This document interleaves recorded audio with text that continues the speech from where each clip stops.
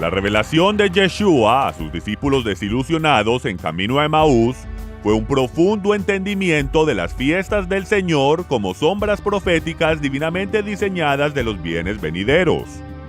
El mundo gentil occidental ha crecido en completa ignorancia de estas sombras proféticas debido a que el emperador Constantino, en su deseo de establecer una nueva religión unificada, prohibió a todos los que estaban bajo su imperio celebrar las fiestas bíblicas.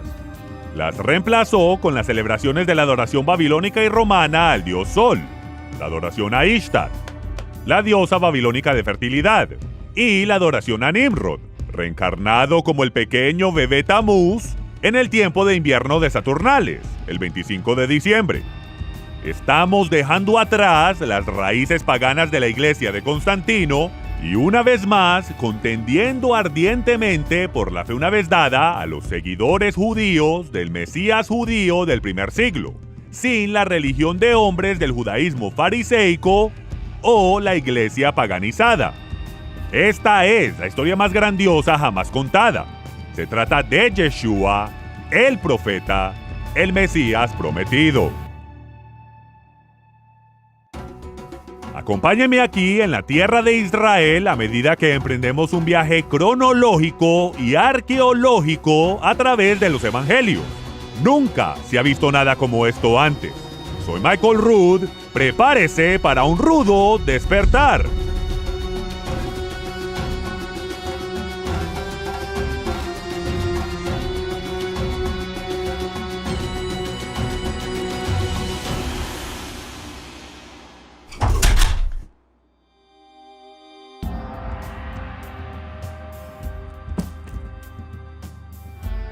Las últimas instrucciones de Jesús a sus discípulos fueron: id a todas las naciones del mundo, comenzando en Jerusalén, y haced discípulos.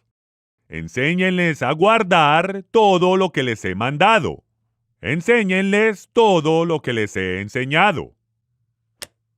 Cuando tenía 17 años, después de sumergirme toda una vida en una cultura de iglesia creyente en la Biblia en Estados Unidos, de repente me di cuenta que no entendía lo que Jesús enseñó. Conocía historias acerca de Jesús y de todos los demás personajes en la Biblia. Sin embargo, no podía articular de una manera inteligente el mensaje que él y sus discípulos estaban predicando a las multitudes a través de Galilea. Yo simplemente no entendía lo que Jesús le dijo a sus discípulos que enseñaran a sus discípulos. Yo era, sin embargo, un buen discípulo de mi denominación. Era tan rápido como un rayo cuando se trataba de encontrar un versículo bíblico en una práctica de desenfundar la espada. Era el más rápido en tocar el tablero electrónico cuando me levantaba a responder un enigma bíblico en competencias de preguntas y respuestas. Me sabía cada estrofa del himno tal como soy. Pero cuando Juan el Bautista clamó: arrepentíos porque el reino de los cielos se ha acercado, yo no sabía de qué se tenía que arrepentir la gente. En la cultura de mi iglesia sabía que quería decir arrepentirse. Dejar de fumar, dejar de beber, dejar de jugar cartas, dejar de bailar, dejar de ir a cine, dejar de usar pantalones ajustados, cortarse el pelo y no tomarse de las manos antes de casarse. Pero en la cultura judía del primer siglo no tenía ni la menor idea. ¿Qué querían decir las palabras de Juan para ellos, para aquellos a quienes fue enviado? ¿Qué significaba arrepentimiento para ellos? Aunque la mayoría de los registros del Evangelio han llegado a nosotros a través del griego, los Evangelios no describen una cultura griega. Era una cultura judía que estaba arraigada a la interpretación cultural de la Torá. Torá quiere decir instrucción, específicamente las instrucciones que Dios le entregó a la nación de Israel a través de Moisés en el monte Sinaí. Esas instrucciones están contenidas en un pergamino, los 5 libros de Moisés: Bereshit, Shemot, Vayikra, Bamidbar y Devarim. Génesis, Éxodo, Levíticos, Números y Deuteronomio. La historia de Israel es un viaje en montaña rusa de la única nación en la tierra que va desde el cumplimiento cuidadoso de los mandamientos en la Torá a la inmersión total en las abominaciones de las religiones paganas. Los testimonios de estos siglos de vacilaciones se registran en los escritos históricos que siguen la Torá en las versiones traducidas de la Biblia. Los libros de Josué, Jueces, Ruth, los 4 libros de los Reyes y las crónicas de los reyes de Israel nos llevan hasta el tiempo del cautiverio en Babilonia. Los libros de los profetas detallan las infracciones de Israel contra la Torá y las advertencias de las repercusiones.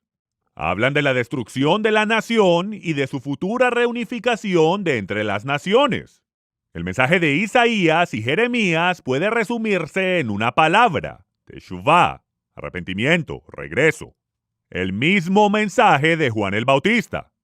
Los libros de los profetas advierten y las escrituras históricas concluyen con el destierro de la población de toda la nación de Israel, tanto el reino del norte de Israel como el reino del sur de Judá. Debido al rechazo de la Torá en su descarada y desenfrenada decadencia hacia la adoración pagana, las 10 tribus del norte de Israel fueron removidas de la tierra prometida y dispersas por todo el imperio asirio. Algunos de los fieles lograron llegar a Judea, pero al resto se les conoce hoy en día en el judaísmo como las 10 tribus perdidas. Todos aquellos que vivían en Judea, que vinieron a ser llamados los de Judea y luego judíos, fueron expulsados de la tierra prometida debido a nuestra desobediencia a las instrucciones de Dios concernientes al año sabático de la tierra que debía ocurrir cada 7 años. Moisés profetizó que seríamos removidos de la tierra a la fuerza y que la tierra tendría su descanso si no permitíamos que descansara mientras habitábamos en ella. Durante los 490 años que precedieron al cautiverio en Babilonia, desobedecimos a Dios y rehusamos el dejar que la tierra descansara. Le debíamos 70 años y los pasamos en Babilonia. El libro de Daniel narra los años que pasamos en Babilonia e incluye la revelación divina de cuándo vendría el Mesías de Israel. 69 sietes o 483 años después del decreto de restaurar y reconstruir Jerusalén. Los libros de Esdras y Nehemías hablan de nuestra repatriación a la tierra prometida y Esdras registra la fecha exacta cuando salimos de Babilonia bajo el mandato de Artajerjes. El primer día del primer mes en el 7º año del reinado de Artajerjes, 457 AEC. 483 años antes de que Juan el Bautista anunciara a Jesús como el Cordero de Dios que quita el pecado del mundo. El primer día del primer mes, año 27 de la era común. El libro de Esdras registra lo que le sucedió a los judíos que se quedaron en Babilonia. Una sombra profética de aquellos que no regresan cuando la puerta está abierta. Los libros catalogados con frecuencia como los profetas menores no son menores en lo absoluto. Además de hacer un llamado a regresar a la Torá, nos dan información específica de dónde nacería el Mesías, el cual iba a ser herido por el ejército de ocupación y que iba a renunciar a su autoridad para reinar sobre Israel hasta un tiempo futuro, cuando Israel sea traído de regreso de su exilio de 2000 años. La Torá, los 5 libros de Moisés, los Neviim, los profetas y los Ketuvim, los escritos, los registros históricos, son referidos colectivamente por el acrónimo hebreo Tanaj. Jesús habló de las cosas escritas sobre él en la Torá, los profetas y los escritos, el Tanaj.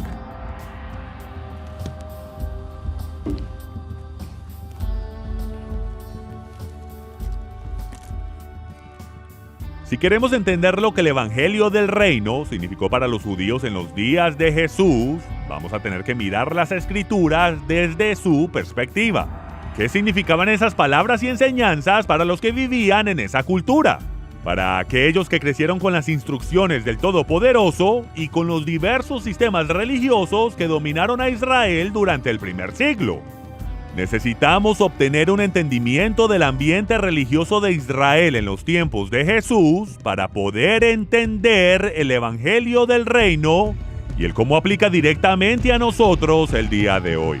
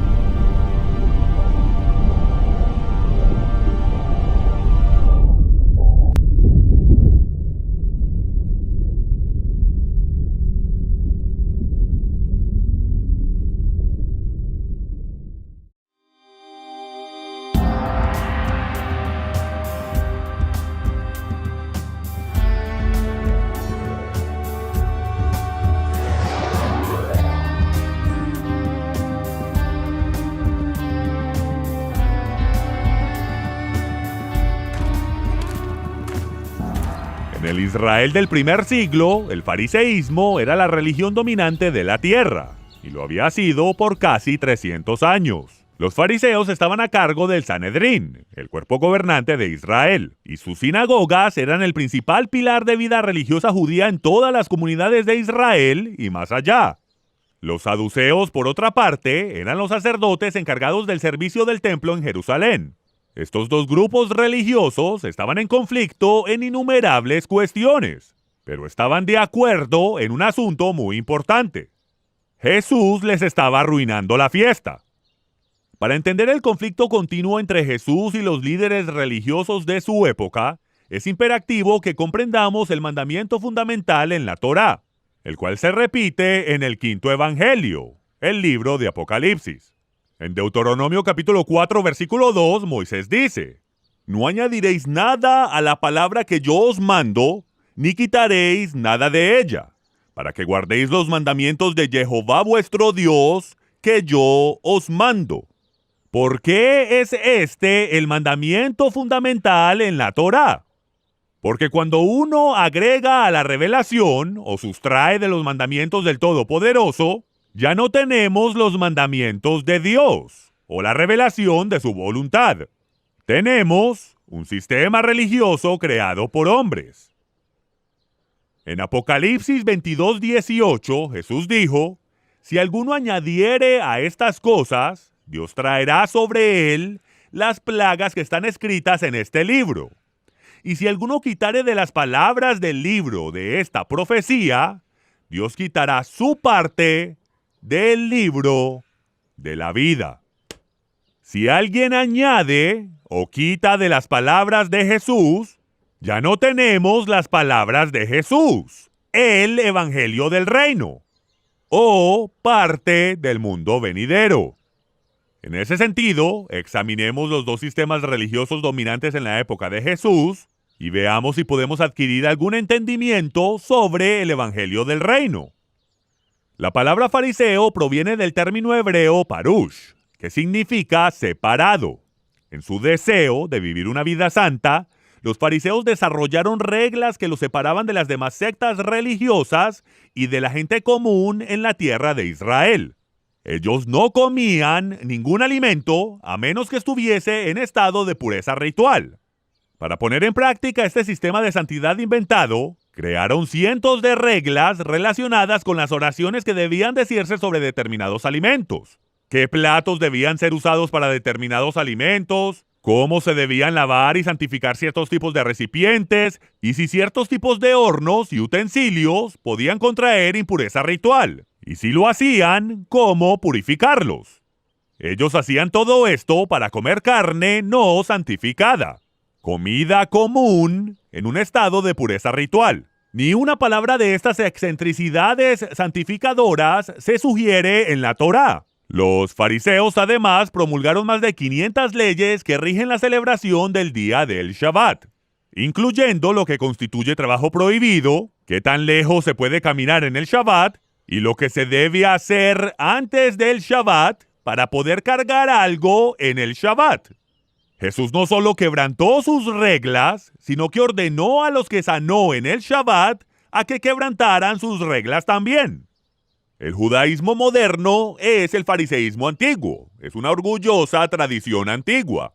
Sus líderes se hacen llamar rabino, que literalmente significa grande, lo cual explica por qué Jesús les prohibió a sus discípulos que usaran dicho título, argumentando que Él es el único grande. En las sinagogas de los tiempos de Jesús había una silla especial llamada la cátedra de Moisés. Desde esa silla de autoridad mosaica, el rabino puede decretar lo que se llama en hebreo takanot. El término takanot se define legalmente en el judaísmo como leyes promulgadas por los rabinos que cambian o niegan la ley de la Torá. De hecho, los rabinos afirman que cuando ellos hacen takanot, aún el Todopoderoso debe obedecer su decisión. Pero incluso su definición expone a las takanot como una violación evidente de la Torá. A nadie se le permite añadir, sustraer o cambiar los mandamientos que nos ha entregado Dios a través de Moisés. Los fariseos afirman que sus reglas forman una cerca secundaria alrededor de la Torá que evita que la gente quebrante la Torá. Eso suena noble. De hecho, la Torá se describe como una cerca protectora alrededor del pueblo de Dios. Todos aquellos que están fuera de la cerca están fuera de la protección de Dios y bajo una maldición. Sin embargo, la cerca misma nos dice que nadie está autorizado a agregar o sustraer de los mandamientos. Nadie tiene permiso de agregar otra cerca. La realidad es que los fariseos, igual que todas las religiones, rompen la cerca, hacen una nueva en la que confinan sus ovejas para facilitar la esquilada. En los evangelios, a los saduceos se les llamaba a menudo en plural como los sumos sacerdotes. Ellos estaban a cargo del servicio en el templo. Los saduceos, o en hebreo sadokim, adoptaron su nombre de los hijos de Sadoc, un linaje justo de sacerdotes que sirvieron en el templo antes del cautiverio babilónico. Pero las filas de los sacerdotes habían sido adulteradas por designados políticos que no eran parte de la familia de Aarón o de la tribu de Leví. Algunos de los saduceos ni siquiera creían en la resurrección, lo cual impulsaba un estilo de vida centrado en prosperidad y perversión de la gracia para comer, beber y ser feliz porque mañana moriremos. Ellos usaban su poder para abusar del pueblo, como lo hicieron los hijos del sumo sacerdote, Elí. Los saduceos, al igual que los fariseos, hicieron sus propias reglas y desatendieron las instrucciones en la Torá cuando lo consideraban ventajoso. Pero no están solos en su adición o sustracción de los mandamientos. Los mandamientos que Yeshua predicó, vivió y ratificó han sido reemplazados por reglas de hombres de 50,000 denominaciones en la cristiandad. Pero afortunadamente, estas reglas no tienen más autoridad que los takanot de los fariseos. Hasta que conozcamos la verdad del Evangelio del Reino, estaremos atados a las reglas y regulaciones de hombres que han inventado sus propios sistemas religiosos. Pero como dijo Jesús, cuando conozcamos la verdad nos hará libres.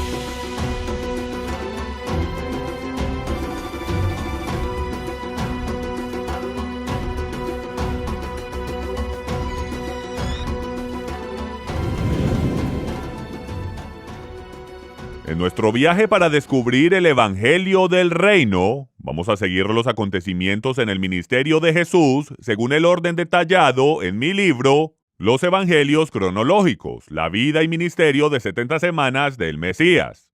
Se basa en la versión corregida de la Biblia King James. Con la voluntad del Padre, pronto lo tendremos en español. Esta versión de los Evangelios utiliza todos los versículos de la versión King James de 1611. Pero actualiza el idioma, ortografía y corrige errores introducidos por los traductores que no estaban familiarizados con la tierra, el idioma y la cultura del Israel del primer siglo, por quién y para quién fue dirigido originalmente. En 1604, el rey James de Inglaterra autorizó la traducción de las escrituras al inglés. Más del 80% de la traducción fue tomada directamente del trabajo de William Tyndale. Los traductores del rey James reconocieron en su dedicatoria: nunca pensamos que íbamos a necesitar hacer una nueva traducción, sino simplemente mejorar la existente. En 1611, 3 equipos de eruditos completaron sus traducciones y publicaron la versión autorizada King James. Desde entonces se ha corregido y actualizado varias veces. El significado de muchas palabras ha cambiado desde 1611. Hoy en día estamos leyendo la versión King James de la Biblia de 1769. Ahora, más allá de corregir los errores obvios de traducción, sin duda alguna, la contribución más significante de los evangelios cronológicos es que cada uno de los más de 300 eventos de la vida y el ministerio de Jesús ha sido reconstruido en orden cronológico. Sin la secuencia y tiempo correcto, no puede haber causa y efecto. Nos quedamos con frases pegadizas, numeradas, que ahora llamamos versículos, que comúnmente se sacan de contexto y se espiritualizan.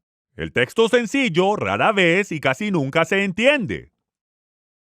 Un ejemplo básico de una mala traducción del texto se encuentra en Lucas 9:51, que dice en la versión King James: cuando se cumplió el tiempo en que él había de ser recibido arriba, afirmó su rostro para ir a Jerusalén.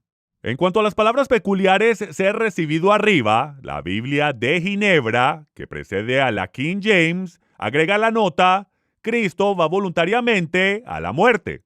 La Biblia Cristiana Estándar agrega la nota: su ascensión. La versión católica romana dice: el momento de su ascensión.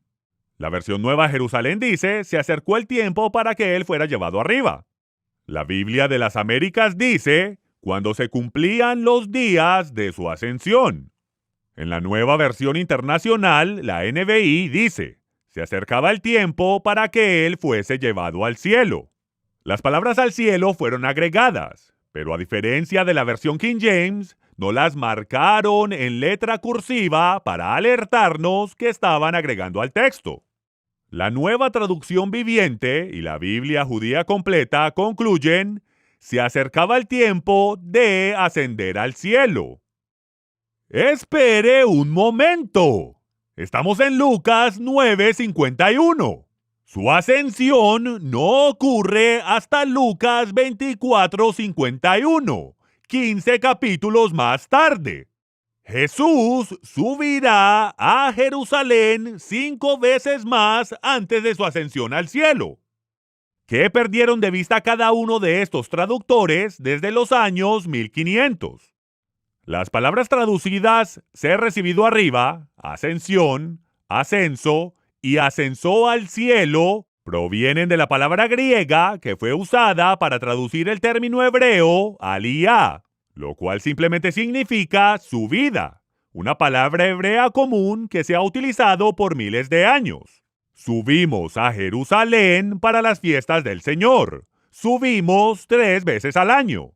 Yo vivo en el norte de Israel, e igual decimos que subimos a Jerusalén. Es una elevación más alta, tanto física como espiritual. Jesús no está ascendiendo al cielo. Él está subiendo a la fiesta de tabernáculos, que se detalla más adelante en el mismo libro de Lucas. Examinemos el contexto de este versículo de forma amplia, el cual se extiende por más de 4 meses. Al inicio del verano, Jesús se le revela a una mujer gentil samaritana en un pozo al pie del monte Gerizim. Esto da como resultado que los samaritanos lo reconozcan como el Mesías, el Salvador del mundo. Él pasa 2 días con ellos enseñándoles el Evangelio del Reino. Ahora, 4 meses más tarde, sus discípulos van a la misma aldea para adquirir provisiones para el viaje del último día de su vida a la fiesta de tabernáculos. Los discípulos regresan tan enfurecidos que querían que cayese fuego del cielo y calcinara a esos samaritanos malagradecidos. Las mismas personas que 4 meses antes reconocieron a Jesús como el Mesías ahora se rehusaban a venderles provisiones mientras subían a Jerusalén a la fiesta de tabernáculos. ¿Por qué? El 10º mandamiento, en la versión samaritana de la Torá, dice: adorarás en el monte Gerizim. La mujer del pozo le pidió a Jesús que aclarara este texto problemático. Ella reconoció que él era un profeta porque le contó toda la historia de su vida. Ahora ella quería aclaración sobre el tema más crítico que separaba a los judíos de los samaritanos. Ella le dijo: nuestros padres nos mandaron a adorar en este monte, el monte Gerizim. Los judíos dicen que hay que adorar en el monte Moriah, en Jerusalén. ¿Qué dices tú? 4 meses después de que Jesús fuera recibido tan cálidamente por toda la aldea, él fue rechazado groseramente porque cuando llegó el momento de que él hiciera aliyá, subiera, no al cielo, sino a la fiesta de tabernáculos, él afirmó su rostro para ir a Jerusalén, no al monte Gerizim. Jesús no iba a jugar a la iglesia con ellos en el monte Gerizim, según su versión alterada de la Biblia. Él obedecería la Torá, incluso si tuviera que quedarse sin comida. Si nosotros no entendemos la importancia del contexto del tiempo, podemos tener a Jesús ascendiendo al cielo 15 capítulos antes, perdiendo por completo el significado de este ejemplo fundamental del Evangelio del Reino. Si no entendemos la manera en que el Creador calcula el tiempo y la importancia profética de la sincronía de las fiestas del Señor, podemos ciegamente seguir malas traducciones gentiles por cientos de años. Por eso es que en esta serie dejaremos que los judíos interpreten las escrituras que los judíos escribieron, y los gentiles pueden interpretar todas las escrituras que los gentiles escribieron. Espero que les vaya bien.